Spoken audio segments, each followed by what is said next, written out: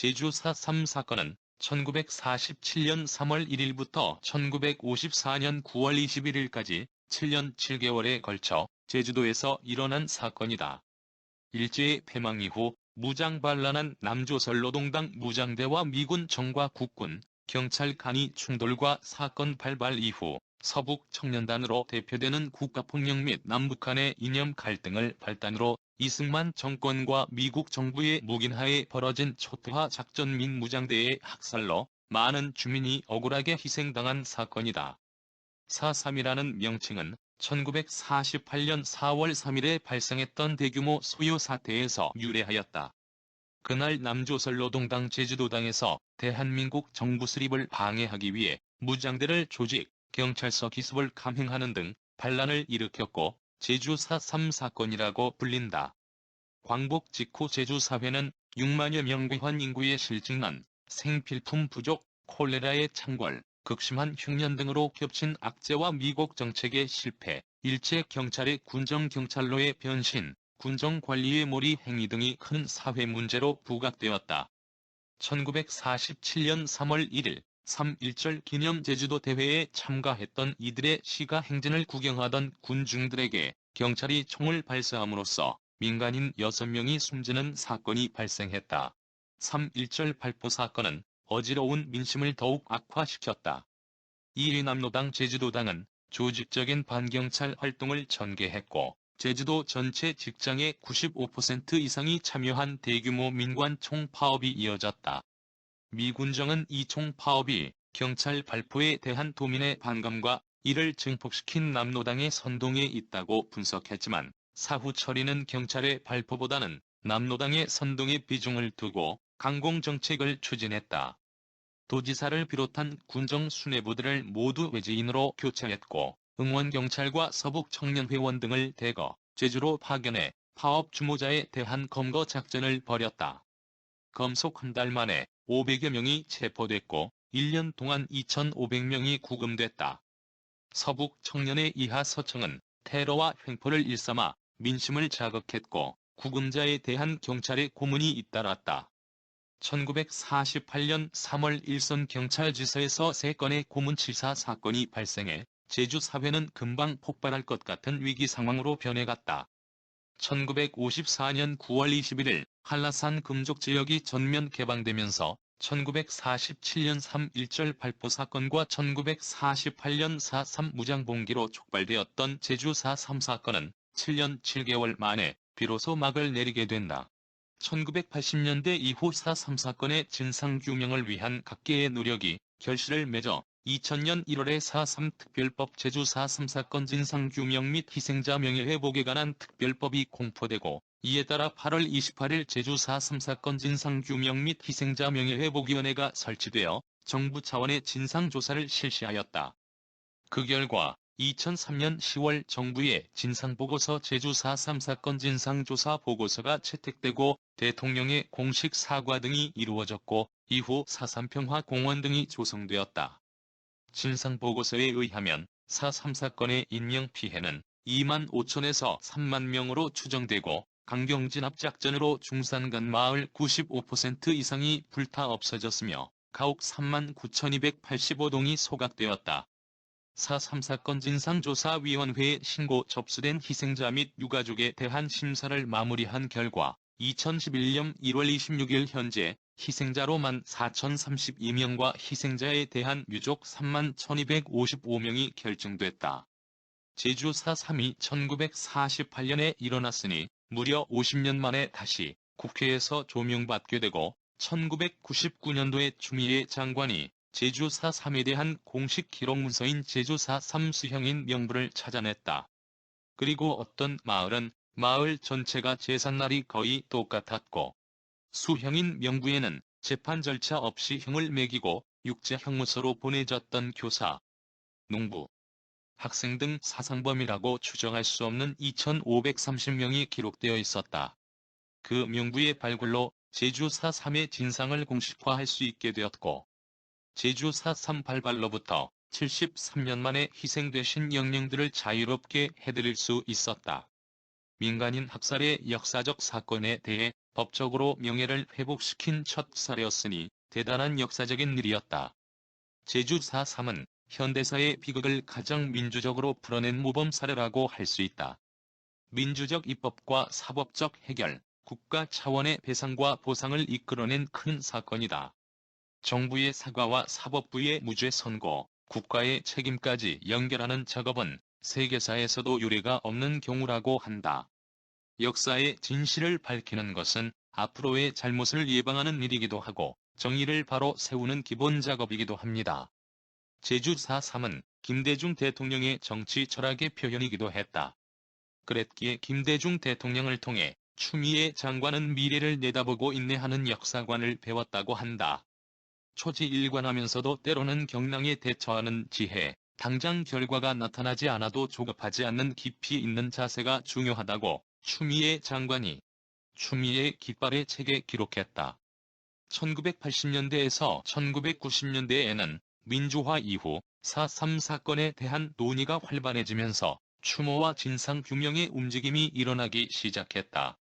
우선 1989년 4월 3일 시민단체들이 연합하여 제주에서 41주기 4.3 추모제를 지냈다.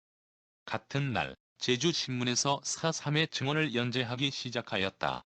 그리고 1990년 6월 제주도 4.3 사건 민간인 희생자 유족회를 조직하여 1991년 4월 3일에 유족들을 비롯한 제주도민의 주도로 위령제를 진행하였다. 제주도의회 역시 1993년에 4.3 특별위원회를 설치해 피해 조사를 하기 시작했고 1994년을 기점으로 위령제를 유족회와 제주도의회 공동 주도의 합동위령제로 지내게 되었다. 비록 노태우 정부 시절까지는 이런 움직임조차 탄압의 대상이 되었지만 민주화가 된 이상 탄압이 진상규명의 움직임을 막을 수는 없었다. 언론도 4.3에 대한 보도에 나섰다.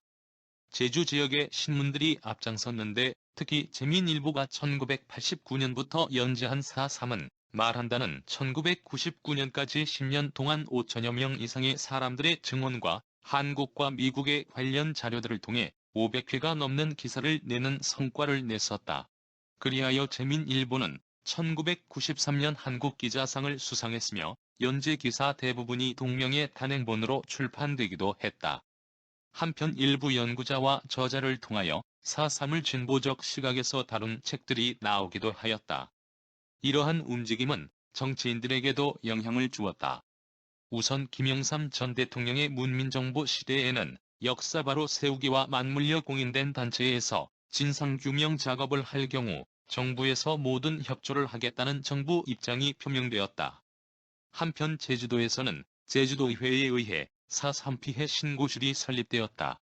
1996년 3월에는 신구범 당시 제주도지사가 정부에 제주 4.3 사건의 진상규명을 요구하였고 11월에는 제주도의회 4.3 특별위원회가 국회 4.3 특별위원회 구성에 관한 청원을 국회에 제출하였다. 그리고 새정치국민회의 김대중 전 대통령 당시 대선 후보 역시 제주 4.3 사건의 진상규명 및 명예회복을 공약으로 내세웠고 대통령에 당선된 뒤에도 당내 조사위원회를 구성하는 등 진상규명에 힘을 쏟았다.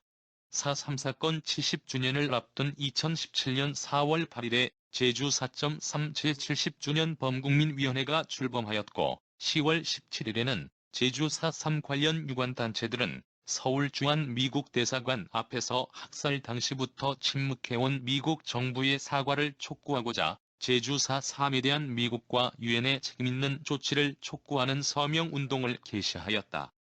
2018년 4월 2일에 교황 프란치스코가 제주 4.3 사건 70주년 주념식을 앞두고 교황청 국무원 총리 피에트로 파롤린 추기경 명의로 보낸 메시지를 통해 이 행사가 치유와 화해를 증진하는 기회가 되기를 바란다고 전했다.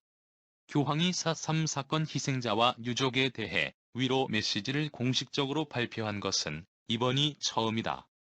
2018년 4월 3일 문재인 대통령이 70주년 4.3 희생자 주념식에 참석하였다. 문 대통령은 12년 만에 4.3 추모 행사에 참석하는 대통령으로서 노무현 전 대통령에 이어 다시 한번 사과하고 4.3의 완전한 해결을 향해 흔들림 없이 나아갈 것을 약속하였다. 2019년 1월 17일 제주지방법원은 불법 군사재판에 의해 수감된 4.3 생존 군사재판 수형인 18명을 재심 끝에 공소기각 판결을 내려 사실상 무죄를 인정하였다. 제주 4.3 평화상 세 번째 수상자로 제주 4.3 진상규명운동을 주도한 현기영이 선정됐다. 그리고 베트남의 인권운동가 2명과 함께 4.3 평화상을 수상했다. 국방부는 71년 만에 처음으로 유감을 표명했고 경찰청장도 4.3 사건 추념식에 참석해 4.3 사건 당시 무고한 양민을 학살한 것을 사죄했다. 2020년 8월 17일 제주특별자치도는 2019년 6월부터 시작한 제주 4.3 사건 희생자증 및 유족증을 신청받은 결과 현재 2020년 7월 말 18,536명이 접수되었고 이 중 희생자 88명과 유족 18,422명, 총 18,510명에게 발급됐다고 밝혔다. 제주 4.3 사건 희생자증 및 유족증을 발급받으면 제주항공이 국내선 항공료가 감면 희생자 50%, 유족 40% 되고 제주도 내 공영주차장 요금 50% 감면, 부민장례식장과 하기농협장례식장 분향실 사용료 50% 할인 혜택 등을 받을 수 있다. 2021년 3월 16일 제주지법은 4.3 사건의 재심에서 내란 실행, 국방경비법 위반 등의 혐의로 군사재판을 받은 수형인 333 및 일반 재판에 회부돼 형무소에 수감된 생존 수형인 2명 등 총 335명 전원에게 무죄를 선고했다. 재판부는 4.3 사건의 혼란기와 국가의 정체성을 갖추지 못한 이념의 대립에서 수많은 개인이 희생된 사건이며 자녀들도 연좌제에 시달렸다며 이 선고로 피고인들과 유족에게 더 씌워진 굴레가 벗겨지길 소망한다고 밝혔다. 2021년 4월 3일 문 대통령이 2018년 참석 이후 2020년에 이어 2년 연속으로 추념식을 찾았다. 이날 추념식에는 사상 최초로 서욱 국방부 장관과 김창룡 경찰청장이 참석했다.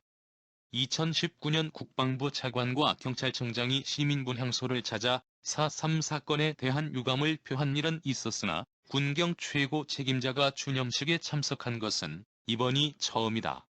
2021년 8월 9일 내란죄 혐의로 일반 재판에 회부돼 징역 1년을 선고받아 옥살이를 한 김두황 씨에 대한 형사보상이 결정되어 일반 재판 무죄 판결을 받은 4.3 수형인 중에서 형사보상이 결정된 첫 사례가 되었다.